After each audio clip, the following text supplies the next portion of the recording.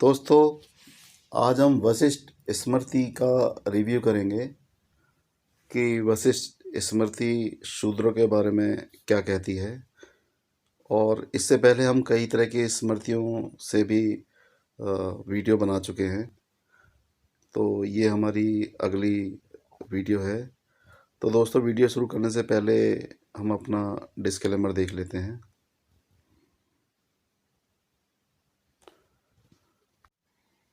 चलिए दोस्तों, वीडियो शुरू करते हैं।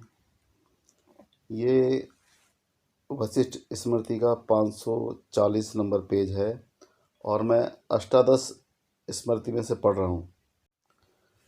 दोस्तों, ये श्लोक है, संवत्सरेण पतति पततेन सहचरण याजनाध्यापधाध्यो नात्र पानासनादपि।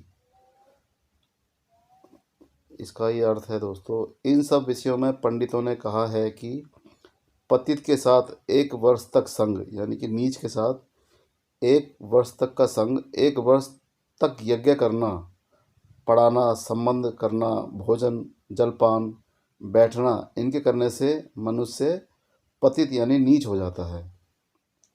तो दोस्तों, इनकी जो मानसिकता है वो ऊंच और नीच वाली ही मानसिकता है। तो आप ये देख सकते हैं। और दोस्तों, मैं आगे ये संस्कृत के श्लोक ना पढ़ के सीधा हिंदी के अनुवाद ही पढ़ूँगा, जिससे कि वीडियो लंबी भी ना हो और आपको समझ में भी आसानी से आ जाए। अगला है ये, और यह भी कहा, विद्या नष्ट होने पर फिर भी मिल सकती है, परंतु जाति का नाश होने पर सर्वनाश हो जाता है। यानी कि दोस्तों, एक बार को विद्या ज्ञान नष्ट होने पर फिर भी दोबारा मिल जाएगी, परंतु जाति का नाश नहीं होना चाहिए। यानी जाति का नाश हो गया तो सर्वनाश हो जाएगा। दोस्तों, इन लोगों की मानसिकता जातिवादी मानसिकता रही है। जाति को इन्होंने बहुत महत्व दिया है, यानी कि जाति की शुद्धता, इंसान की शुद्धता नहीं, जाति की शुद्धता पे इन्होंने बल दिया है। इसीलिए आज हमारे समाज में जातिवाद इतने चरम पर है। आज हम अलग अलग जातियों में द्वेष देखते हैं, लड़ाइयाँ देखते हैं, आपस में समानता नहीं देखते। तो कहीं ना कहीं इनके ये धर्म ग्रंथ ही जिम्मेदार हैं, जो हम पढ़ते हैं या हमें ये लोग कथा कह के या फिर इन धर्म ग्रंथों को पढ़ाते हैं और हमारी मानसिक सोच को बदलते हैं। और उसी मानसिक सोच की वजह से हम जातिवादी मानसिकता में ज़्यादा लिप्त रहते हैं। तो दोस्तों, इसकी शुरुआत ही इन लोगों ने की है। चलिए दोस्तों, ये सर्वनाश हो जाता है, जाति का नाश होने पर सर्वनाश हो जाता है। वंश की मर्यादा के बल से घोड़ा भी सम्मान पाता है, इस कारण अच्छे वंश की स्त्री के साथ विवाह करें। यानी कि दोस्तों, अच्छे वंश की स्त्री का तो विवाह हो जाएगा, अगर कोई बेचारी गरीब, कोई नीचे कुल की स्त्री है तो उसका विवाह नहीं होगा, इनके कहने के अनुसार। दोस्तों, ये इसमें एक नीचे वाला 1 नंबर श्लोक है इसी पेज पर, 3 वर्णों को ब्राह्मण वश में रखे, ब्राह्मण उनको जिस धर्म का उपदेश दे, राजा उसे प्रचलित करे। यानी कि ब्राह्मण राजा को जिस भी धर्म का उपदेश दे, राजा उसे मतलब कि प्रचलित करे, उसके हिसाब से चलाए, यानी ब्राह्मण के हिसाब से चलाए। राजा के धर्मानुसार राज्य पालन करने पर ब्राह्मण को छोड़कर सब प्रजा से राजा छठा भाग ले। यानी कि दोस्तों, ब्राह्मण को छोड़कर, यानी ब्राह्मणों को कुछ नहीं कहना, बाकी सब से राजा छठा भाग ले। राजा ब्राह्मणों के इष्टापूर्त धर्म कार्य के छठे भाग को लेता है। यह प्रसिद्ध है, यानी कि यह हर जगह प्रसिद्ध है कि राजा ब्राह्मणों के इष्टापूर्त धर्म कार्य के छठे भाग को लेता है। यह प्रसिद्ध है कि ब्राह्मण ही वेद का आदि प्रकाशक है। यानी कि यह प्रसिद्ध है कि ब्राह्मण ही वेद का आदि प्रकाशक है, यानी वेदों का जो प्रकाशन किया है वो ब्राह्मणों ने ही किया है। इस कारण से राजा उन कुछ न ले, ब्राह्मण ही सबको आपत्तियों से उद्धार करता है। अब दोस्तों, इन्होंने अपने ब्राह्मणों की इतनी मतलब गाथा कर रखी है, इतनी गुण गाथा की हुई है कि हर जगह ब्राह्मण ये है, ब्राह्मण देवता है, ब्राह्मण उच्च है, हर जगह मतलब इन्होंने ऊंच नीच ही दिखा रखी है, ऊंच नीच ही देखने को मिलती है इनके ग्रंथों में, इनके वेदों में, इनके पुराणों में, इनकी स्मृतियों में। चलिए दोस्तों आगे बढ़ते हैं। इस कारण ब्राह्मण अनादि है और कर ग्रहण करने के अयोग्य है। यानी कि दोस्तों ब्राह्मण जो है किसी तरह का टैक्स नहीं देगा, कर ग्रहण करने के अयोग्य है, यानी उसको किसी तरह का टैक्स देने के योग्य नहीं है वो, उससे किसी तरह का टैक्स लिया जाना नहीं चाहिए। चंद्रमा ब्राह्मणों का राजा है, यही इस लोक और परलोक का कल्याण करने वाला है, यह विदित है। यानी कि यह मतलब कि पहले से ही विदित है कि ब्राह्मण ही इस लोक और परलोक का कल्याण करने वाला है।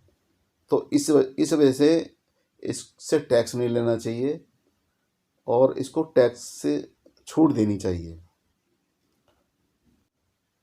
दोस्तों ये है 441 नंबर पेज और इसमें लिखा हुआ है द्वितीय अध्याय, और इसका ये श्लोक है, ब्राह्मण क्षत्रिय वैश्य और शूद्र ये 4 वर्ण हैं।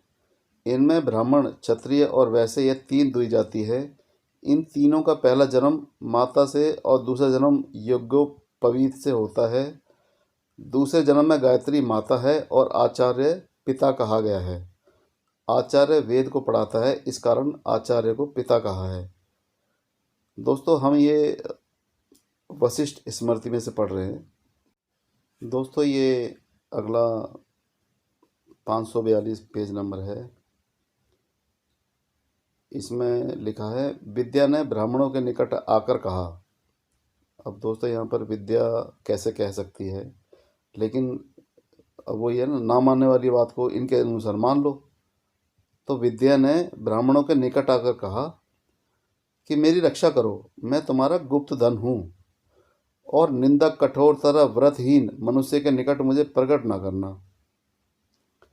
यानी निंदक कठोर और व्रतहीन मनुष्य के निकट मुझे प्रकट ना करना, कारण कि उसी से मैं वीर्य वाली हुई हूँ। जो मनुष्य बहुत सा परिश्रम कर संपूर्ण कर्मों के द्वारा ढक कर भी अत्यंत सुख मानता है, उस गुरु को माता और पिता माने। दोस्तों इसमें ये काफ़ी बड़ा है, लेकिन जो काम का था वो इतना ही था। दोस्तों इसी पेज पर नीचे ये वाला श्लोक है, ब्राह्मण के 6 कर्म हैं, पढ़ना, पढ़ाना, यज्ञ करना, कराना, दान और प्रतिग्रह। क्षत्रियों के 3 कर्म हैं, अध्ययन, याजन और दान। यानी कि अध्ययन करना यानी पढ़ना, याजन और दान यानी कि दान देना। दान ले नहीं सकता था क्षत्रिय, पर दान देना उसका ये मतलब 3 काम थे। शास्त्र के अनुसार प्रजा पालन भी क्षत्रिय का धर्म है।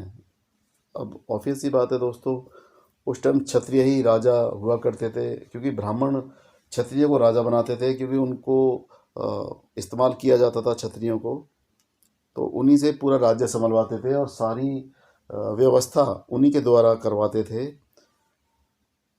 तो ये क्षत्रियों को मतलब कि बताया गया है, प्रजा पालन भी क्षत्रिय का धर्म है, उससे ही जीविका निर्वाह करे। वैश्य के 3 हैं, वैश्य के भी 3 हैं, खेती, लेन देन, पशुओं का पालन और सूद ब्याज लेना। यह वैश्य की वृत्ति है, यानी कि वैश्य का काम है। और इन तीनों जाति की सेवा करना यह शूद्र का धर्म है। अब दोस्तों शूद्र को सबसे नीचा बना दिया। एक तरफ तो ये कहते हैं कि पैरों से पैदा हुए तो पूजनीय हैं, लेकिन अब यहाँ पर शूद्रों को सेवा में लगा दिया। और शूद्र की जीविका नियम यही है, बालों की रक्षा का नियम नहीं है और वेश का भी नियम नहीं है। तब केवल खुली चोटी होकर ना रहे, स्वधर्म से जीविका निर्वाह करे। दोस्तों ये पेज नंबर 550 है और इसमें 4th अध्याय लिखा हुआ है श्लोक,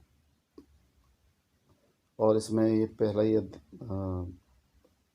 श्लोक है, प्रकृति और संस्कार के भेद से 4 वर्णों का विभाग है, और इतना भेद भी है कि इस ईश्वर के मुख से ब्राह्मण, भुजाओं से क्षत्रिय, जंघाओं से वैश्य और पैरों से शूद्र उत्पन्न हुए हैं। गायत्री छंद से ब्राह्मण की सृष्टि है। त्रिष्टु त्रिष्टुम छंद से क्षत्रिय की सृष्टि है और जगती छंद के योग से वैश्य की सृष्टि ईश्वर ने की है, अर्थात उपरोक्त वेद के मंत्रों से इनका संस्कार होता है, परंतु शूद्र की सृष्टि किसी छंद योग से नहीं की। अब दोस्तों यहाँ पर शूद्र को फिर नीचा दिखा दिया गया है।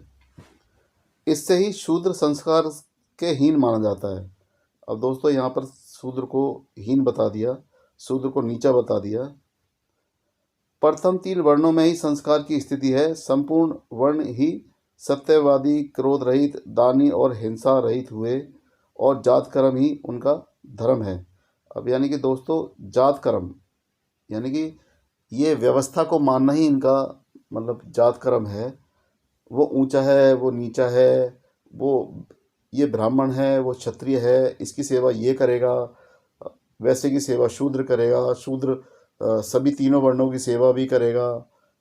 तो दोस्तों ये जातिवाद का बीज इनके द्वारा ही बोया गया है, जो आज हम जातिवाद के रूप में इतना भयानक रूप देखते हैं। जातिवाद का छुआछूत देखते हैं, लड़ाइयाँ देखते हैं जातिवाद के चक्कर में। मतलब एक समुदाय दूसरे समुदाय से लड़ता है, तो कहीं ना कहीं इसकी शुरुआत ब्राह्मण के द्वारा ही की गई है। हर वेद के अंदर, हर पुराण में हमें यही देखने को मिलता है कि ब्राह्मण सबसे ऊंचा है, फिर क्षत्रिय उससे नीचा है, फिर उससे नीचे वैश्य है, फिर सबसे नीचे शूद्र है। तो दोस्तों यही चीज़ मतलब कि बार बार देखने को मिलती है।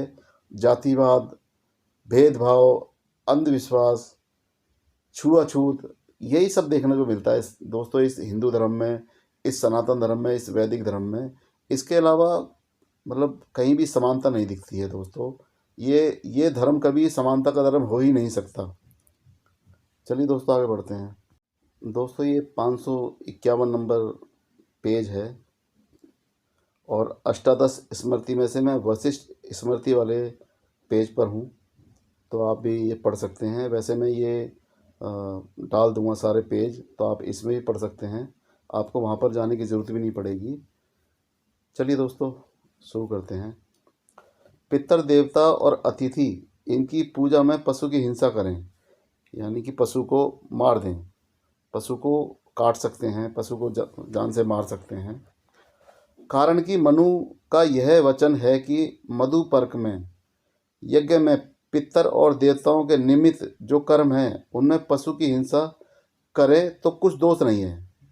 यानी कि पितर और देवताओं के निमित्त जो कर्म हैं उनमें पशु की हिंसा करें, यानी कि पशु को काट सकते हैं, पशु का मांस खाने के लिए मतलब उसको जान से मार दें तो उसका कोई दोष नहीं है।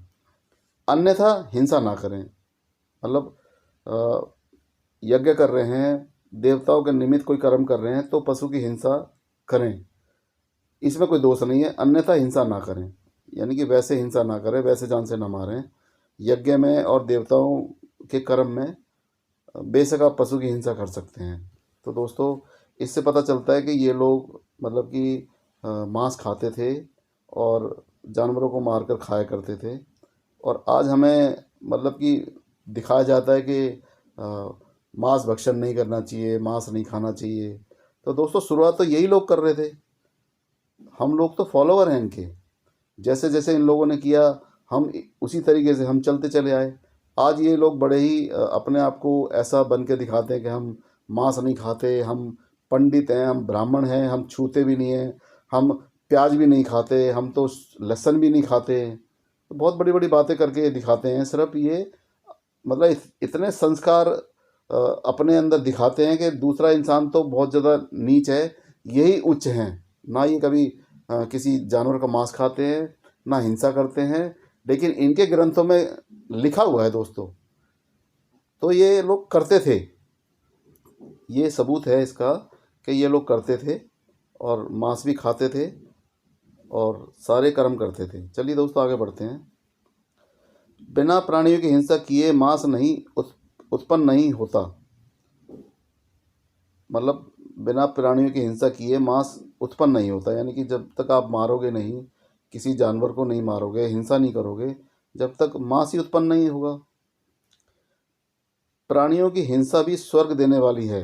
अब दोस्तों यहाँ पर स्वर्ग देने वाली है, यानी कि बढ़िया टेस्टी अगर मांस पक जाता है, खाने में खाने को मिलता है, तो वो स्वर्ग देने वाला होता है। इस कारण याग यज्ञ में जो प्राणियों की हिंसा होती है वह हिंसा नहीं है। यानी कि यज्ञ के अंदर जो हम पशुओं को मारते हैं, इनके हिसाब से उन पशुओं की हिंसा नहीं है, बेचारों को जैसे मर्जी मार लो। इनके हिसाब से ये अपने हिसाब से नियम बना रहे हैं। मतलब यज्ञ के लिए मारा जाएगा तो उसको दर्द नहीं होगा, और यज्ञ के लिए नहीं मारा जाएगा तो उसको दर्द होगा। बिना हिंसा के हुए स्वर्ग नहीं मिल सकता।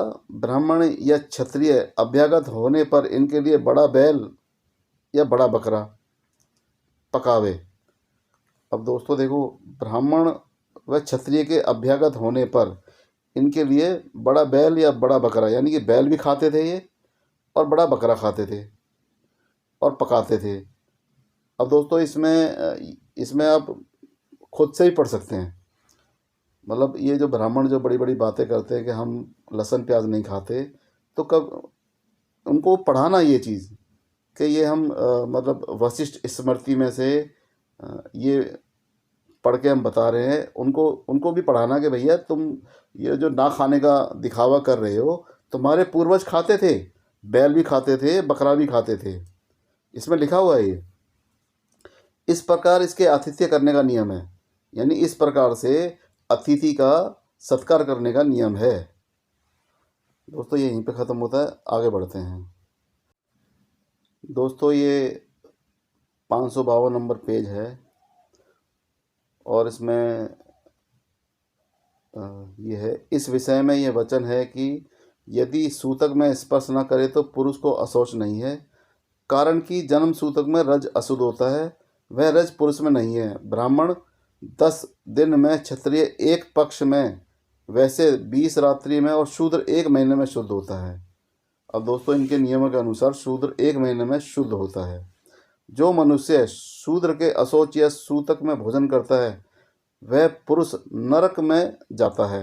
अब दोस्तों मतलब यहाँ पर शूद्र की फिर दोबारा निंदा की गई है, शूद्र की दोबारा बेइज्जती की गई है।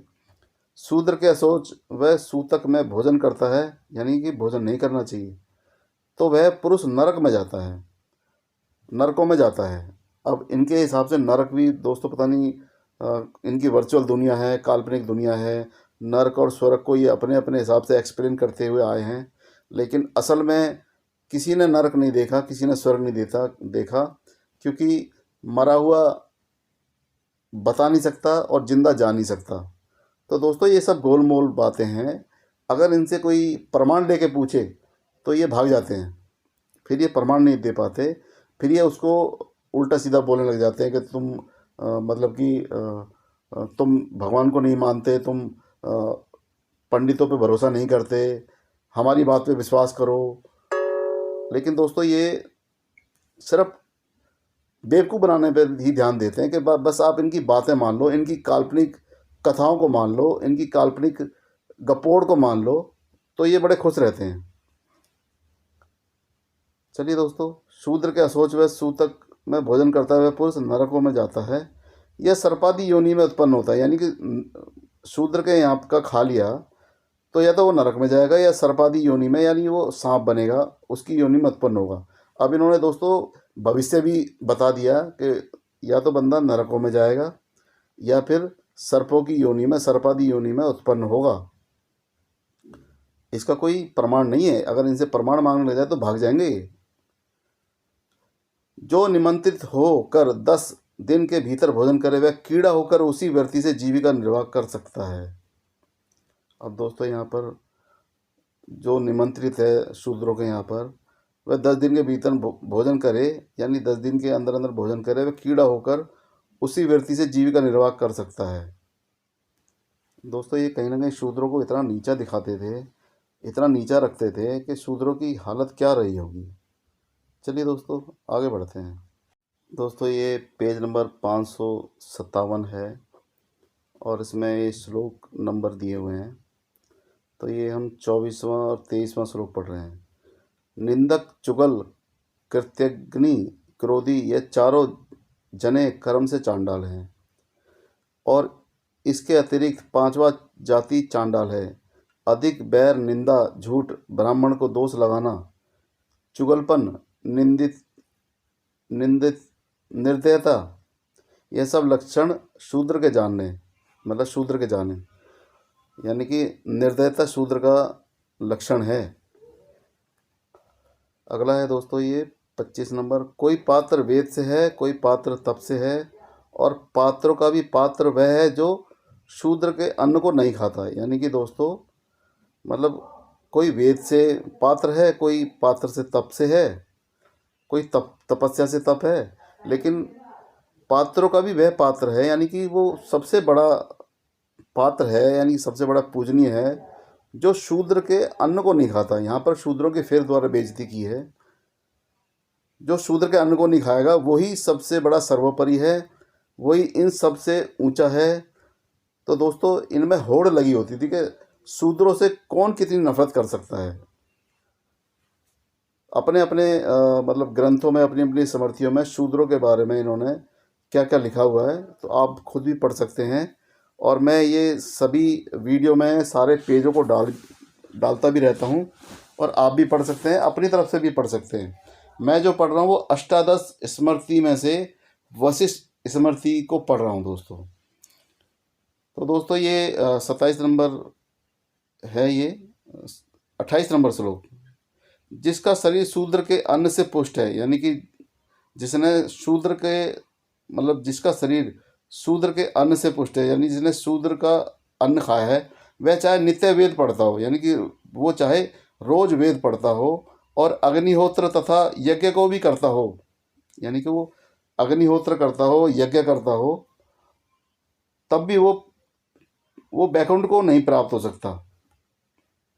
यानी कि वो मतलब कुछ भी कर ले, चाहे वो सुबह उठ के वेद पढ़ता हो, चाहे यज्ञ करता हो, अग्निहोत्र करता हो, परंतु तब भी वो बैकुंठ को नहीं प्राप्त हो सकता। यानी बैकुंठ इनका अपना ही काल्पनिक धाम है, जिसको ये विष्णु का धाम बताते हैं, बैकुंठ धाम, इन्होंने कल्पनाओं में बना रखा, उसको एक वर्चुअल दुनिया बना रखी है, देखी किसी ने नहीं है दोस्तों।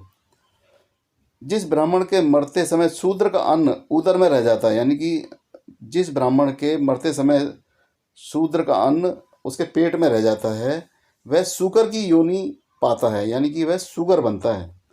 यानी जो ब्राह्मण मरने से पहले शूद्र के यहाँ का अन्न अगर पेट में रखकर मर जाता है, तो वो आगे जाकर सुगर बनता है इनके हिसाब से, अथवा शूद्र के कुल में जन्म लेता है, यानी कि या तो वो सुगर बनेगा या सुगर के कुल में जन्म लेगा।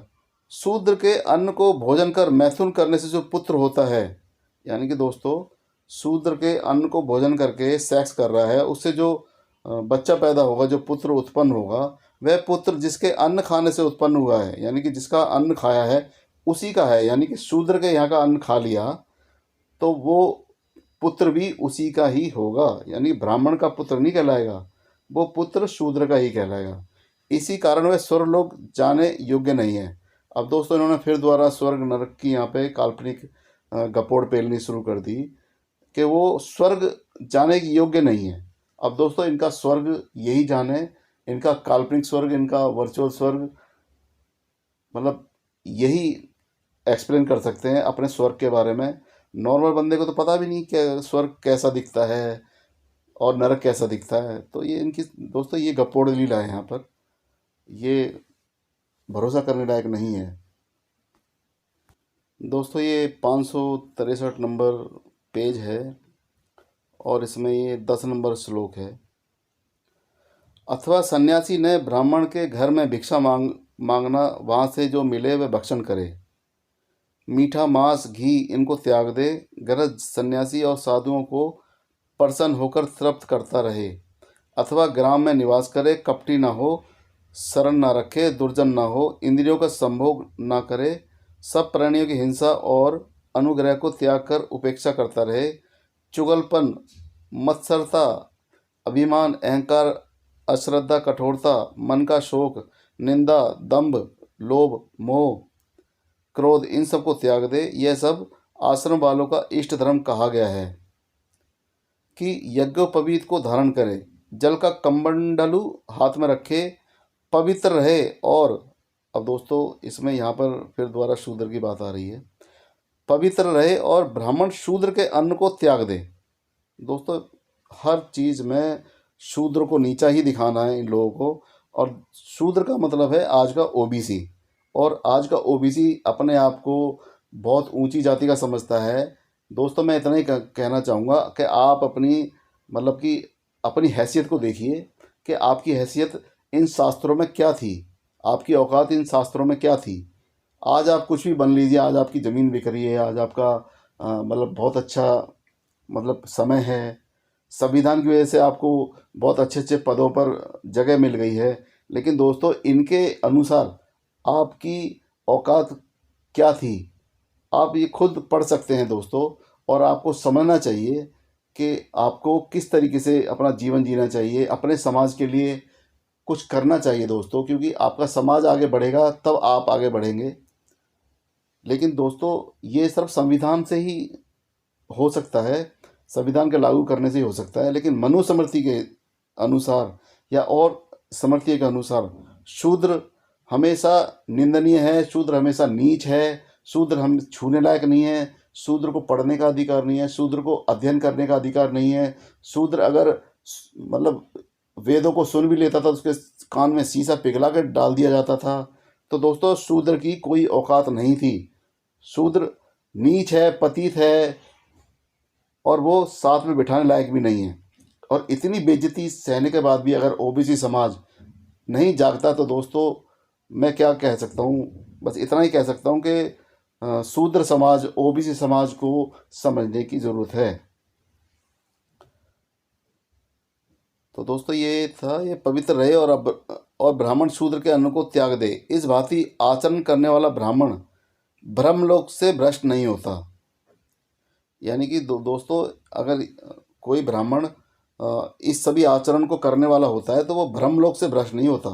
अगर उसने शूद्र के अन्न को खा लिया तब वो ब्रह्मलोक से भ्रष्ट हो जाएगा।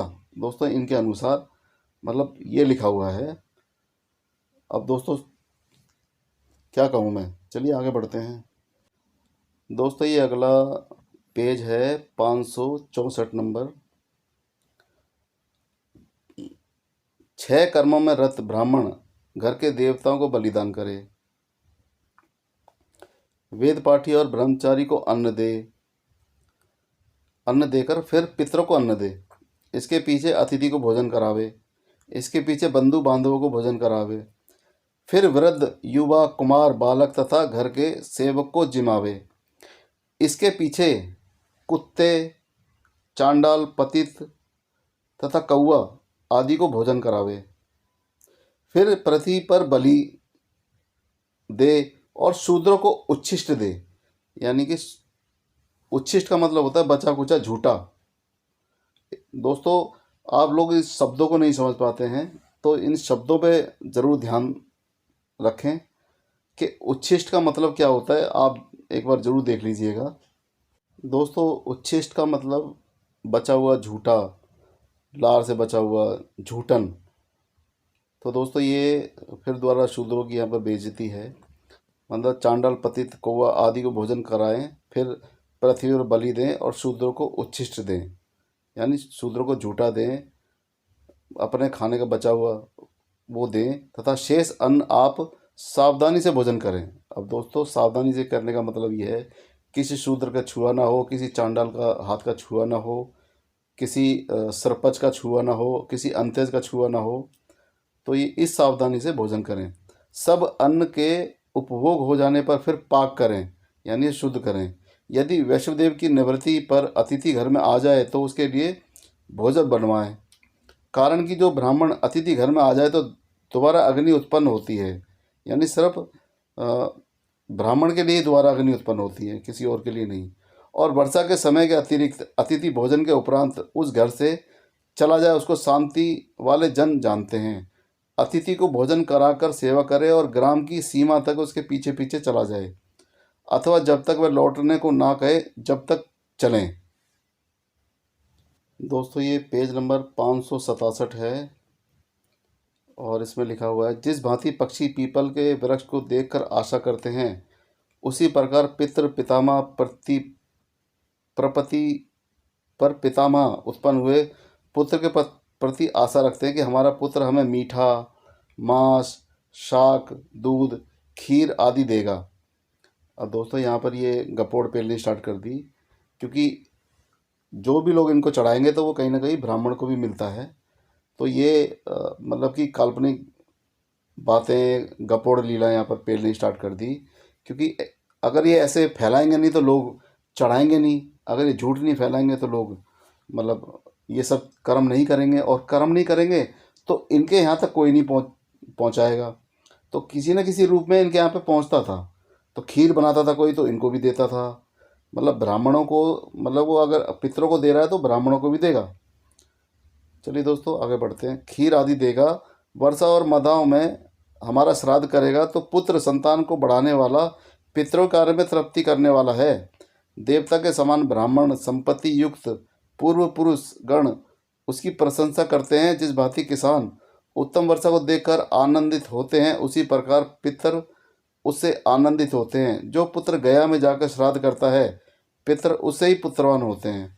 अब दोस्तों गया में जाने का मतलब है कि वहाँ पर ब्राह्मणों की अच्छी खासी तादाद है। अगर आप गया में जाकर पितृ दान करते हैं, पिंड दान करते हैं, तो आपको अच्छी खासी वहाँ पर लूट हो जाएगी। अच्छा खासा आपको लूट लेंगे, आपको ऐसा मैनिपुलेट कर देंगे कि आप अपनी संपत्ति, अपना धन वहाँ पर पितरों के नाम पर इनको दे के आ जाएंगे।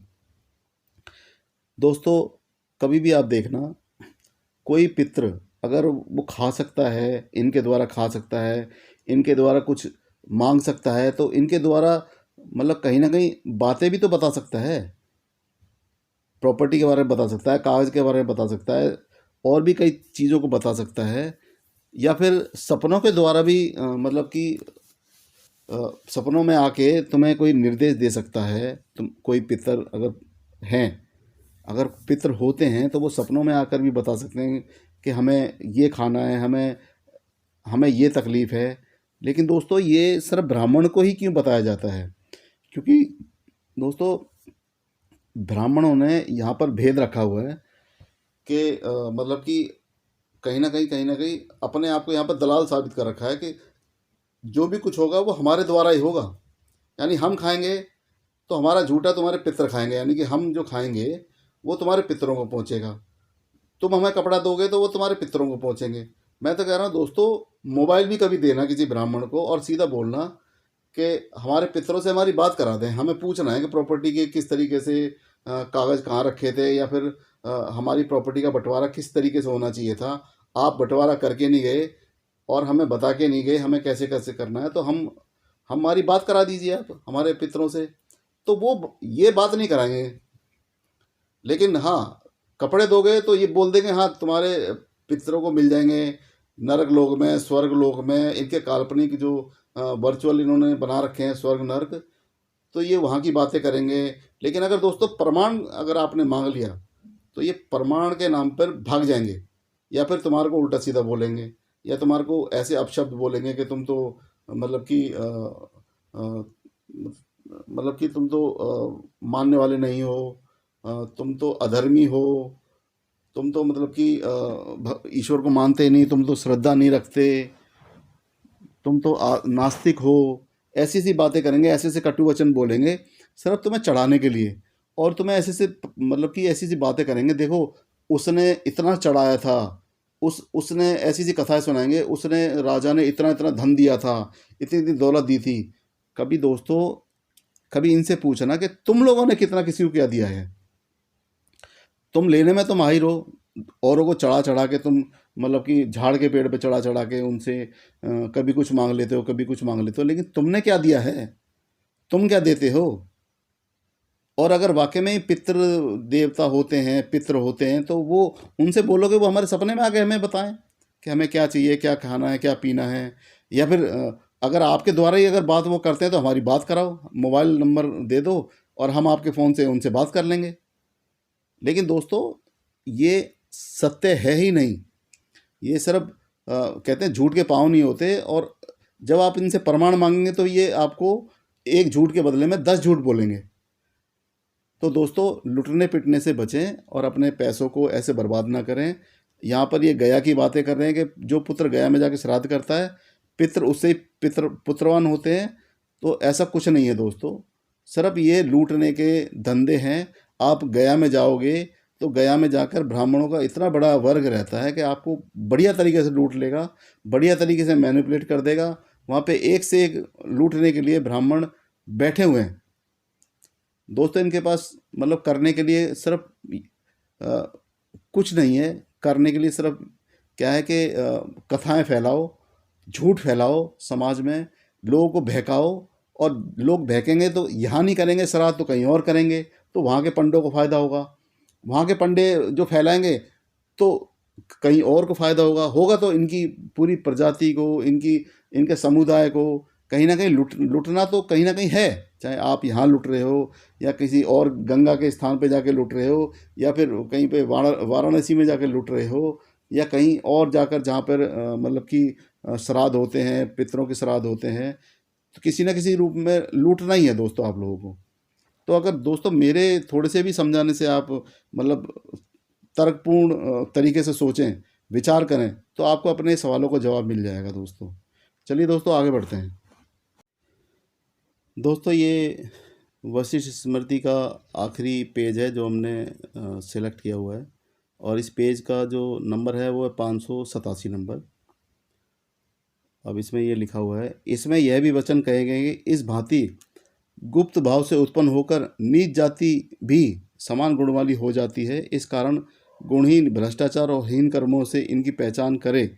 1, 2 या 3 वर्ण के व्यवधान से जो ब्राह्मण, क्षत्रिय और वैश्यों से उत्पन्न हो, वह क्रमानुसार अष्ट, निपात और भील होते हैं। और शूद्रों में उत्पन्न हुआ पार्श्व होता है, वह जीता हुआ ही शव होता है। अब दोस्तों, पार्श्व को कितना नीचा बताया है, वह जीता हुआ ही शव होता है, यानी कि जीता हुआ ही मुर्दा होता है। वह शास्त्र में विदित है, यानी वह शास्त्रों में मतलब कि उसका कोई मतलब उल्लेख नहीं है। शव वह मृतक का नाम है, और कोई ऐसा भी कहते हैं कि शूद्र ही शमशान है, इस कारण शूद्र के समीप ना पड़े। अब दोस्तों, यहाँ पर शूद्र को कितना नीचा दिखा दिया। शव है मृतक का नाम है, और कोई ऐसा भी कहते हैं कि शूद्र ही शमशान है। यानी दोस्तों, शूद्रों को कितना नीचा दिखा दिया यहाँ पर कि शूद्र को ही शमशान बता दिया। अब ये जो भी ओबीसी समाज का इंसान सुन रहा है या शूद्र समाज का इंसान सुन रहा है, शूद्र ही ओबीसी है, इस बात का ध्यान रखना। तो आपकी कितनी बड़ी बेइज्जती है यहाँ पर, शूद्र ही शमशान है, इस कारण शूद्र के समीप कदापि ना पढ़ें, यानी पढ़ने की मनाही है। तो दोस्तों, आपको अपनी हैसियत का ध्यान रखना चाहिए। इन ग्रंथों में आपकी हैसियत को कितना नीचा दिखाया गया है। चलिए दोस्तों, आगे बढ़ते हैं। यहाँ पर यम ऋषि के कहे हुए श्लोकों को कहते हैं कि पाप करने वाले शूद्र ही प्रत्यक्ष शमशान के समान हैं। अब दोस्तों, यहाँ पर फिर द्वारा मतलब शूद्र को शमशान के समान बता दिया है। इसी कारण से शूद्र के निकट पढ़ने का निषेध है, मतलब इसी कारण से शूद्र के आसपास में पढ़ने का मतलब नियम नहीं है, निषेध है। और शूद्र को ज्ञान, उच्छिष्ट तथा साकल्य ना दें, और धर्मोपदेश तथा व्रत का उपदेश भी शूद्र को देना उचित नहीं है। यानी कि दोस्तों, शूद्र को ज्ञान नहीं देना, शूद्र को उपदेश नहीं देना किसी भी तरह का। मतलब शूद्र को ना तो ज्ञान दो जिससे कि वो पढ़ जाए, आगे बढ़ जाए, या उसके अंदर बुद्धि आ जाए। शूद्र को पशु बनाकर रखना है, शूद्र को नीच बनाकर रखना है। तो दोस्तों, शूद्रों की क्या हैसियत है, क्या औकात है, आप खुद देख लीजिए। जो मनुष्य शूद्र को धर्म और व्रत का उपदेश करता है, वह पुरुष शूद्र के साथ घोर नरक में जाता है। अब दोस्तों, यहाँ पर फिर दोबारा एक डर दिखा दिया। जो मनुष्य शूद्र को धर्म और व्रत का उपदेश करता है, वह पुरुष शूद्र के साथ घोर नरक में जाता है। दोस्तों, ये आखिरी है। अग्निहोत्री मनुष्य अन्य स्त्री का संग ना करे, कारण कि काले वर्ण, यानी कि जो सांवले रंग की औरतें होती है वो काले वर्ण की औरत बोला गया है। शूद्र की स्त्री भोग के लिए है, धर्म के लिए नहीं है। दोस्तों, यहाँ पर कितनी बड़ी बेइज्जती की गई है शूद्र की स्त्रियों की। शूद्र मतलब ओबीसी समाज। मैं बार बार इसलिए बता रहा हूँ कि आज के टाइम में बहुत से ओबीसी अपने आप को बहुत हाई कास्ट का समझते हैं, बहुत क्षत्रिय समझते हैं। तो बार बार मैं इसीलिए ओबीसी का नाम लेता हूँ, जिससे कि लोग समझ जाएं। दोस्तों, शूद्र ही ओबीसी है, ओबीसी ही शूद्र है, इस बात का ध्यान रखें। और आपकी आपकी औरतों के लिए इतना गंदा बोला गया है इसमें कि अग्निहोत्री मनुष्य अन्य स्त्री का संग ना करे, कारण कि काले वर्ण यानी कि श्वेत वर्ण जो सांवले रंग की औरतें हैं, शूद्र की स्त्री भोग के लिए ही है, यानी कि वो सिर्फ सेक्स करने के लिए है, भोगने के लिए है, धर्म के लिए नहीं है। अब दोस्तों, यहाँ पर जो मतलब कि शूद्र की स्त्रियों को इतना नीचा दिखा दिया गया है, इतना दर्जा इतना नीचा दिया गया है, तो आप समझ सकते हैं दोस्तों क्या हैसियत थी उस टाइम शूद्रों की, क्या औकात थी। दोस्तों, ये बात शूद्रों को समझनी चाहिए कि हमारे साथ क्या क्या हुआ और किस किस तरीके से हमारे पूर्वजों ने झेला। हमें हमारे पूर्वजों को अनपढ़ बनाकर क्यों रखा गया, क्यों हमें पशु की तरह जीवन जीने को मजबूर किया गया, क्यों हमारे साथ इतना छुआछूत की गई, क्यों हमारे को इतना नीचा बनाकर रखा गया। दोस्तों, इन सवालों का जवाब आप ढूंढने निकलेंगे, तब आपको पता चलेगा कि क्यों इन लोगों ने हमारे साथ ऐसा किया। दोस्तों, कहीं ना कहीं सभी शूद्र समाज, ओबीसी समाज को सारे वेद, सारे पुराण, सारे स्मृतियाँ पढ़ने की ज़रूरत है। क्योंकि दोस्तों, ये जितनी भी कथा कहानियाँ करते हैं, ये जितने भी पाठ करते हैं, तो ये दोस्तों इन बातों को छुपा जाते हैं। तो मैं आप सभी से ये विनती करूँगा कि दोस्तों, आप खुद से सारे वेद पुराण पढ़ें और इनके जो छिपे हुए जो चीज़ें हैं उनको खोद खोद के निकालें और खुद भी जागृत हों और दूसरों को भी जागृत करें, जिससे कि समाज में जागृति आए और समाज आगे बढ़े, इन पाखंड से और अंधविश्वास से बचे। अपना पैसा दोस्तों अपने बच्चों की शिक्षा में लगाएं, आगे बढ़ने में लगाएं और इन पाखंडों से बचें, इनके दान दक्षिणाओं से बचें। अगर आपको फिर भी ऐसा लगता है कि भगवान का मतलब भगवान के मंदिर में जाके आपको कुछ चढ़ाने ही है, तो केवल अपनी श्रद्धा के फूल चढ़ाएं, अपनी सच्ची श्रद्धा के फूल चढ़ाएं और बाकी लुटने पिटने से अपने आप को बचाएं। दोस्तों, इसी के साथ मैं ये वीडियो यहीं पर समाप्त करता हूँ और आप सभी का इतने समय तक बने रहने के लिए मेरे साथ मैं आप सभी का दिल से धन्यवाद करता हूँ। मेरा आप सभी से हाथ जोड़ के निवेदन है कि आप हमारे इस चैनल जन जागरण को ज़्यादा से ज़्यादा शेयर करें, ज़्यादा से ज़्यादा सब्सक्राइब करें और ज़्यादा से ज़्यादा लाइक करें, जिससे कि हमें और भी वीडियो बनाने की प्रेरणा मिल सके। धन्यवाद।